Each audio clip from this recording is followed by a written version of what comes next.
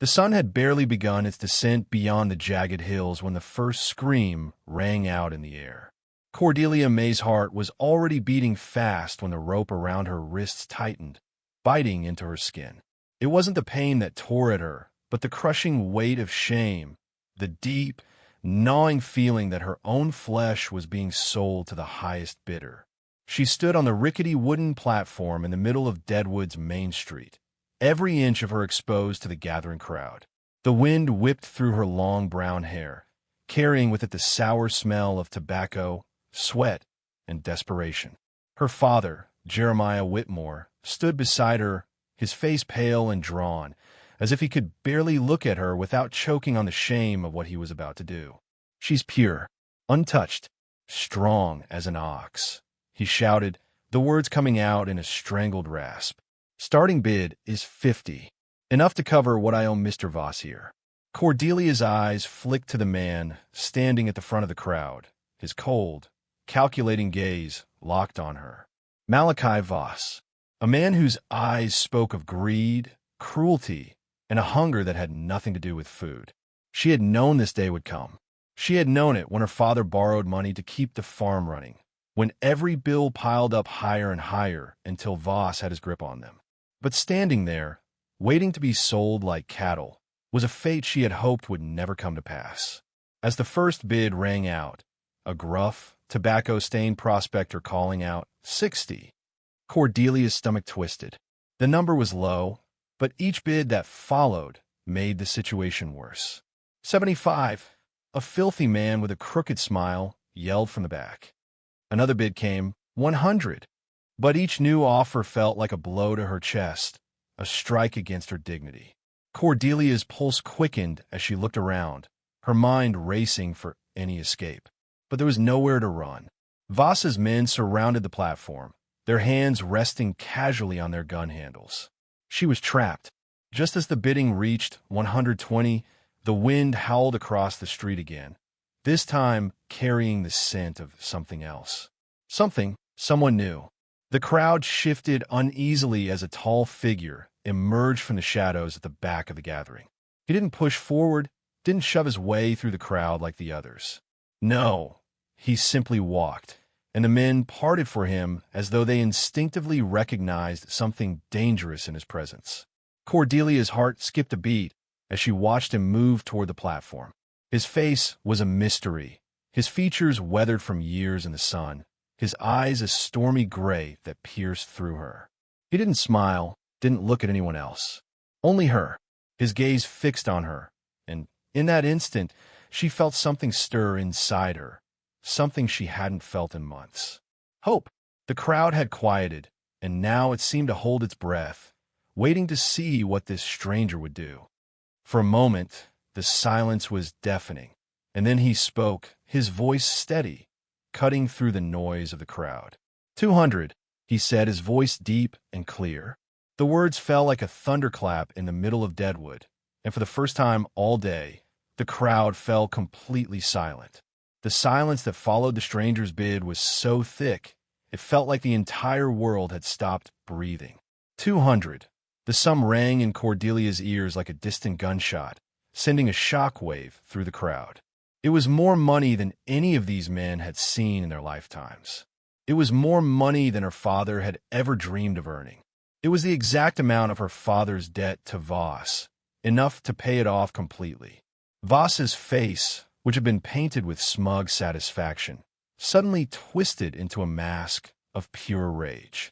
His eyes narrowed to slits as he turned his gaze toward the stranger, his grip tightening on the reins of his horse. This wasn't how the day was supposed to go. He had planned to buy Cordelia for a fraction of that price, then sell her to a brothel in Denver for triple the profit. Now this stranger, this dark-eyed man with a calm that sent shivers down Cordelia's spine, had thrown a wrench into his entire scheme. Voss's voice broke through the stillness, thick with disbelief. "Now hold on there, friend," he growled. "That's mighty generous," but the stranger's hand shot up, cutting Voss off mid-sentence. "The bid is 200. Do I hear higher?" His words were calm, but there was something in his tone, something lethal, that made Voss hesitate. The crowd around them had shifted uneasily, sensing that this man wasn't someone you simply argued with. Voss, who had made a career out of intimidating men with weaker spines, took a step back. His lips curled into a snarl. "You don't know who you're dealing with," he warned, his eyes flicking to his men, who were now positioned just behind him. "You can't just come into Deadwood, and I know exactly who I'm dealing with," the stranger interrupted, his voice low, but his gaze piercing. "And I'm offering you a way out. Take the bid, or get out of the way." The wind picked up again, swirling dust and bits of debris across the street. The crowd held its breath, watching the exchange unfold like a slow-motion duel. Cordelia stood frozen, her mind racing. Why was this man doing this for her? What did he want in return? Did he have some kind of hidden motive, something darker than she could understand? He was rich enough to afford what he wanted, powerful enough to take it. And yet, he hadn't raised a hand to her. "Bid's fair and square," her father stammered, his voice trembling. Jeremiah Whitmore, the man who had sold his own flesh and blood to pay off his debts, stood there, his face flushed with guilt and fear. 200 covers the debt, exactly. The stranger's gaze never wavered, and his lips curled into a small, cold smile. The power was in his hands now. 200, do I hear higher? The bidding had come to an abrupt halt. No one else dared to challenge him. But it wasn't just the money. There was something about this man, something in the air, that made every man in the crowd uneasy. Even the toughs, the gamblers, the thieves, they could feel the danger emanating from him. Jeremiah looked at Voss, sweat beading on his forehead as he tried to avoid the stranger's penetrating stare. Voss had lost control, and the anger in his eyes burned through the haze of the auction like a hot poker in the fire. "You think I'm just going to accept this?" Voss spat, his voice rising. "I don't care how much money you've got. I've been running this town for years, and no one takes what's mine without paying the price." The stranger took a step closer to Voss, and the crowd instinctively parted. "I didn't come here to buy a debt, Voss," he said coldly. "I came here to buy freedom." Her freedom. Cordelia felt her chest tighten. The warmth of his words didn't comfort her. They terrified her. Was he offering her a life of servitude, a life where he owned her as well? His actions were noble, but his motives were unclear. She had spent her life learning not to trust men, especially those who had money, power, and the will to use both. Voss, now visibly shaken, looked at his men and back at the stranger. His anger was palpable, but so was his fear. About men everywhere. "This ain't over, friend," he snarled. The stranger stepped forward once more, his eyes colder than the biting wind that whipped through the street. "That's where you're wrong, Voss. It is over." Before anyone could react, Voss's hand moved to his gun, but the stranger was faster. His hand moved with the precision of a seasoned gunfighter, drawing his weapon from beneath his coat and aiming it squarely at Voss's chest. The crowd gasped, but the stranger's gun never wavered. "Draw that gun, Mr. Voss," he said in a voice that could cut steel. "Let's finish this." Cordelia felt the weight of the moment press against her like a rock, her breath shallow in her chest. She knew what he was doing. He was daring Voss to make a move, but he was also putting himself in harm's way. The tension in the air was thick, like the crackling moment before a lightning strike. Voss's hand hovered over his gun, his eyes wild with fury. He was calculating his next move. Was he really going to draw on a man who had already proven himself faster and deadlier than him? But before Voss could make a decision, the stranger spoke again, his voice calm, almost mocking. "You want to die today, Voss? You want to end up a corpse on the street, another dead man for the vultures to pick clean?" Voss's face turned a deep shade of red, his hand finally dropping away from his gun. "I'll take the bid," he grunted, his voice barely audible, as if the last of his power had evaporated. The crowd began to stir, and Cordelia's heart raced in her chest. The stranger had won, and yet she couldn't shake the feeling that the price for her freedom was more than just money. She was free for now, but at what cost? The silence in Deadwood's main street was deafening as the bidding came to a sudden and unexpected halt. For the first time, Cordelia didn't feel the weight of the rope burning her wrists. the shame of being sold like cattle. Instead, she felt something else, a strange mix of confusion and relief. The stranger had paid her father's debt, but at what price? The stares of the crowd burned into her, and the harsh wind only amplified the weight of the moment. She glanced up at him again, Thaddeus Crow, as he had introduced himself when the bid had closed. Silent, as most people called him, a name that told her more than his face could ever express. He had no smile, no warmth in his voice, but something about the way he carried himself, his confidence, his certainty, spoke volumes. As he handed the money to her father, she saw the look of something dark flicker in his eyes. It wasn't anger or hatred, but something colder. The man had no love for her father. She could see that clearly, but it was more than that. It was as though he had already judged Jeremiah Whitmore, and the sentence was carried out with the swiftness of a silent executioner. Jeremiah took the money from Thaddeus with trembling hands, his eyes flicking nervously from the stranger to the platform, then to the ground. "Thank you. I don't know what to say," he stammered, but the words barely left his lips before the stranger's cold stare cut him off. "You were about to sell your own daughter to pay your debts, Whitmore." Thaddeus's voice was low, almost cruel, like a bitter wind cutting through a barren landscape. "Don't expect gratitude from me. You've already sold enough of your soul to make the rest of it worthless." Jeremiah crumbled under his words, a broken man. He had always been a gambler, always trying to outwit life with cards and luck, and it had led him to this, selling his own daughter, all for a few coins to cover a debt that was never going to be paid. Cordelia watched the exchange, her stomach turning. She could feel the anger boiling beneath her skin, but it was more than anger.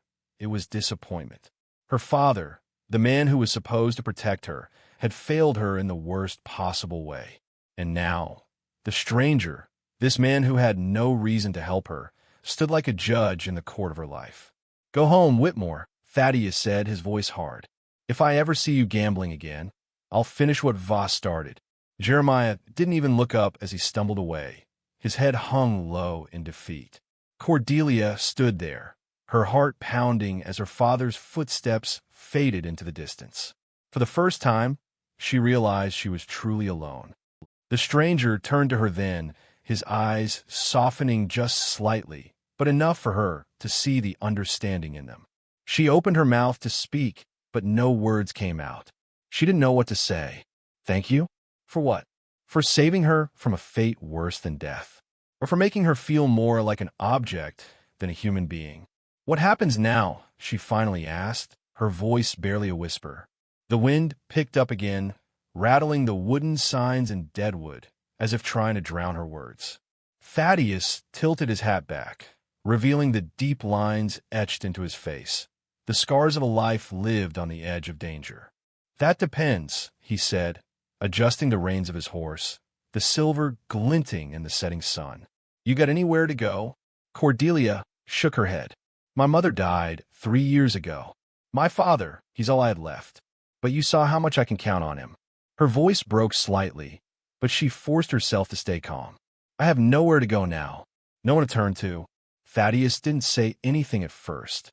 Instead, he looked down the dirt road that stretched out ahead of them, his gray eyes scanning the horizon like a man who had already seen too much of the world. After a long silence, he spoke again, his voice quieter this time. "About a ranch about 10 miles north of here," he said. "It ain't much, but it's honest work. You can stay there until you figure out what you want to do with your life." Her heart twisted. A place to stay. Safety. For the first time that day, a sense of peace seemed to fall over her, like a blanket in the cold. But there was still hesitation. Something didn't sit right with her. "And what do you want in return?" Thaddeus glanced at her, his expression unreadable. "Nothing you ain't willing to give," he said simply. "I need help with cooking, cleaning. You need a safe place to stay. Seems like a fair trade to me." She studied him carefully. "Why would you help me? You don't even know me." For a long moment, he didn't answer. His eyes seemed to look past her, far into the distance, as though he were reliving something from his past. Finally, his voice broke the silence, rough with old pain. Because somebody should have helped my sister when she needed it. Nobody did, and she paid the price. Cordelia's breath caught in her throat. She had heard nothing about this man's past, but the rawness in his voice, the weight of what he had just shared with her, it shattered the wall she had built around herself. He wasn't just another man in this cruel world. He had his own demons, his own scars. The words hung between them for a moment, and in that moment, Cordelia felt something, a connection. Not a connection to the stranger who had just saved her life, but to a man who had once known loss as she had. "What happened to your sister?" she asked softly, though she was almost afraid to know. Thaddeus's expression hardened, his jaw clenched. "She was about your age," he said, his voice colder now, full of regret. "She got herself in trouble with the wrong man. When she needed help most, everyone turned their backs, including me." She could hear the guilt in his words, the heavy weight of it, and she realized then that he wasn't just offering her shelter out of some misplaced sense of duty. He was offering it because he knew what it was like to be abandoned, to be left with nothing. "Where is she now?" Cordelia asked, but she already knew the answer. "Dead." The word was sharp, final, like the sound of a bullet hitting its target. Cordelia's heart clenched, and she felt tears prick at her eyes. "I'm sorry." "Don't be sorry." Thaddeus's voice softened, his gaze steady and sure. "Be smart. Trust carefully, and always have a way out." She nodded, though the weight of his words felt heavier than anything else in that moment. Her life had just been upended in ways she couldn't yet comprehend, but somehow this man, silent, had given her something she hadn't thought possible, a future, a chance. As they began to walk toward his horse, neither of them noticed the figure watching them from the shadows. Malachi Voss had not left town, and the rage burning in his eyes promised that this was far from over. The sun had dipped low in the sky by the time Thaddeus and Cordelia reached Silent Ranch, the old barn standing tall like a sentinel against the vast, empty plains. The barn's weathered would seem to soak in the setting sunlight, casting long, haunting shadows across the yard. The air smelled of dust and leather, with a hint of something fresh. The wind was carrying a whisper of change. Cordelia's heart, though weary, still beat with a pulse of uncertainty. The stranger who had saved her life had now become her only source of safety.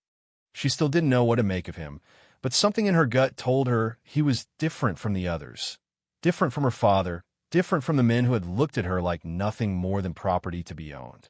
And yet, despite the safety of the ranch, despite the roof over her head, something inside her remained restless.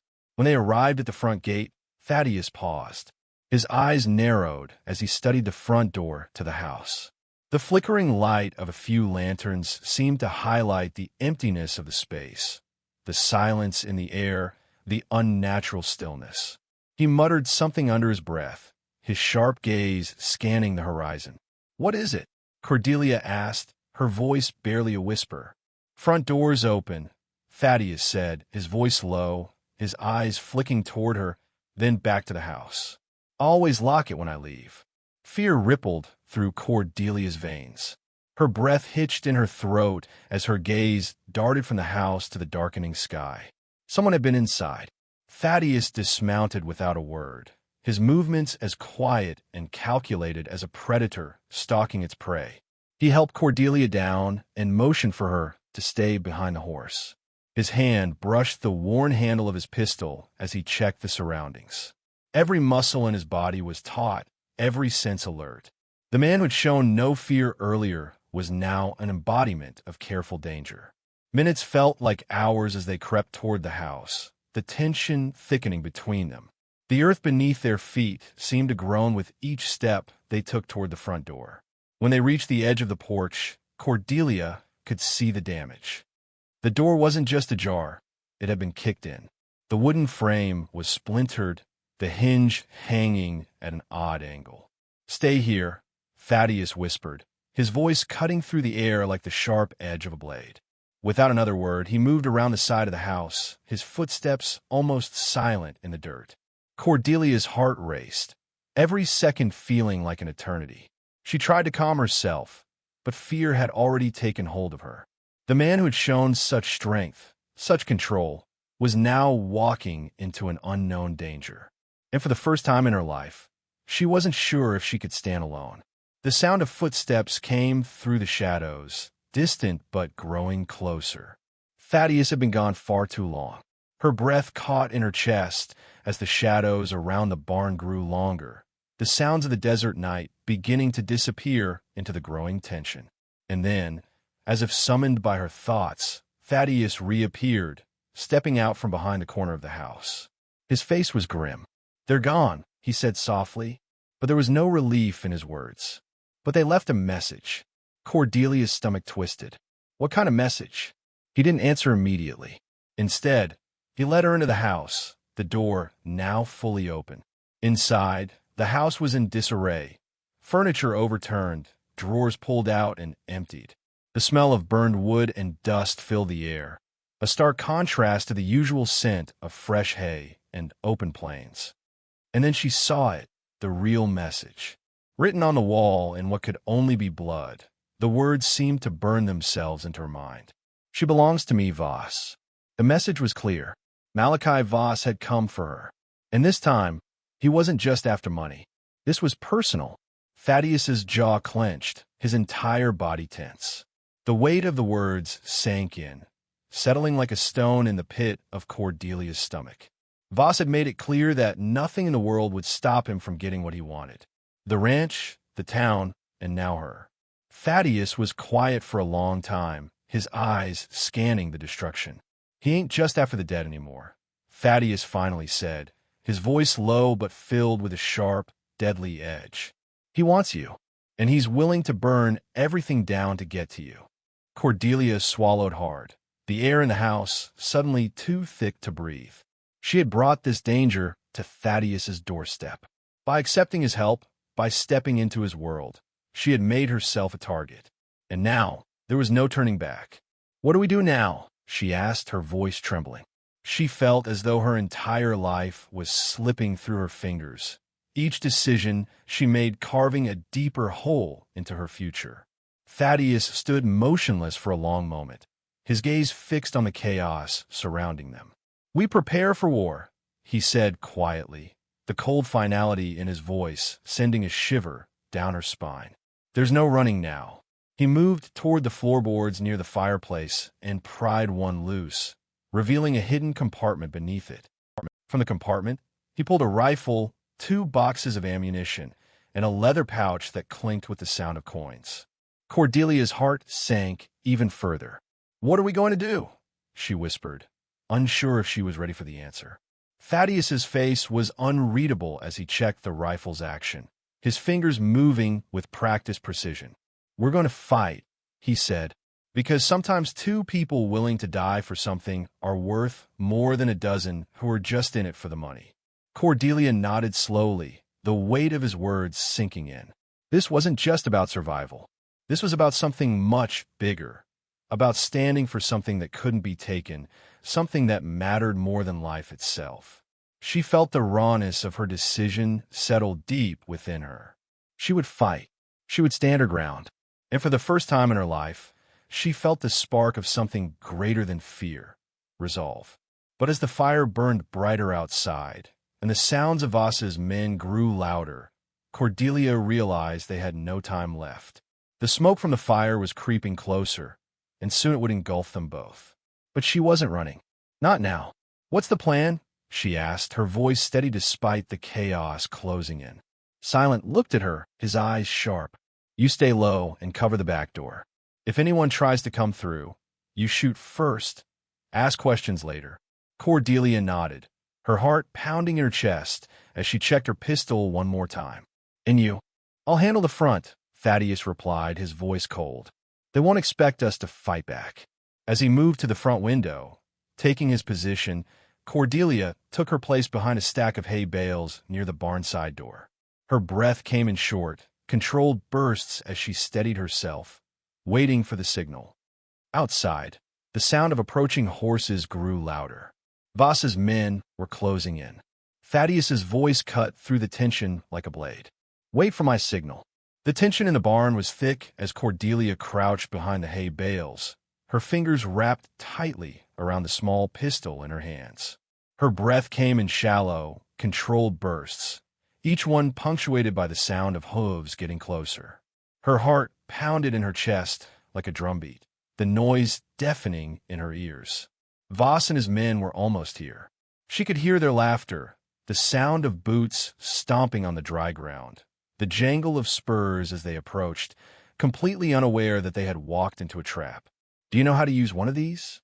Thaddeus's voice, calm and low, echoed in her mind. "My mother taught me when I was 12. The memory gave her a surge of confidence as she focused her mind on the task ahead. The smell of burning wood was thick in the air now, the smoke creeping in from the front of the house. The fire had spread, the crackling of flames adding a new layer to the mounting tension. Cordelia could hear the sound of the men's voices getting closer, their footsteps moving toward the barn. She pressed herself low, trying to quiet the frantic pulse in her veins. Every breath felt like it could be her last. She had never shot a man before, but tonight it seemed inevitable. If she didn't take this chance, if she didn't act now, there would be nothing left for her to hold on to. The seconds dragged on like hours as her hands trembled, her eyes flicking toward the front of the barn where the shadows of the riders could be seen moving in the distance. She waited, still as a statue, every muscle in her body coiled tightly, ready to spring into action. And then she heard it, a sharp, quick whistle. Thaddeus. In the next instant, the world erupted into chaos. Cordelia's shot rang out first, breaking the silence like a thunderclap. The bullet found its mark, the man closest to the barn door collapsing to the ground in a heap. His gun fell from his hand with a dull thud. Before the others could react, Thaddeus opened fire from the other side of the yard, his rifle speaking death with every shot. One down, he muttered under his breath, his voice steady despite the chaos surrounding them. But the men outside didn't scatter immediately.